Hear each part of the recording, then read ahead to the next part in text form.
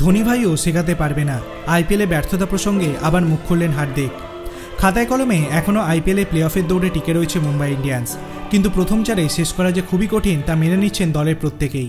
5 বারের চ্যাম্পিয়ন দলের অধিনায়ক হার্দিক পান্ডিয়া আবার মুখ খুলেছেন ব্যর্থতা নিয়ে। জানিয়েছেন ব্যর্থতা থেকে নতুন কিছু শেখাই তার কাছে মূল মন্ত্র। উঠে এসেছে মহেন্দ্র সিং ধোনির প্রসঙ্গ।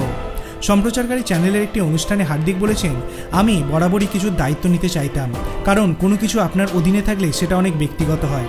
আমি কখনো ভুল স্বীকার করতে পিছপা হই না, তবে ঝুঁকি নিতেও পিছু হটি না। ব্যর্থ হলে সেখান থেকে আমি শিখেছি। হার্দিকের সংযোজন, ব্যর্থতা থেকে শেখা একটা অভিজ্ঞতা। আপনার সবচেয়ে কাছের বন্ধু, আপনার আদর্শ, এমনকি মাহি ভাইয়ের মতো কেউ আপনার পাশে থাকলে শেখাতে পারবে না, আপনাকে নিজেকে শিখতে হবে। সাফল্য পেতে গেলে যে ব্যর্থতার মুখ দেখাটা জরুরি, এটা মেনে নিয়েছেন হার্দিক। তার কথায় কোনো সময় লাগাতার ব্যর্থতা আসতে থাকে, সেখান থেকে অনেক কিছু শেখা যায়। তখনই আমি ভাবতে শুরু করি কী দায়িত্ব আমার সামনে রয়েছে এবং কোন দায়িত্ব আমি ভালোভাবে পালন করতে পারি। আপনার কি মনে হয় হার্দিক পান্ডিয়া এই বছর কি তার দলকে প্লে অফে নিয়ে যেতে পারবে? আপনার অভিমত আপনি কমেন্ট সেকশনে জানাতে পারেন। ভিডিওটি ভালো লাগলে লাইক করবেন, চ্যানেলটিকে সাবস্ক্রাইব করতে ভুলবেন না। ধন্যবাদ।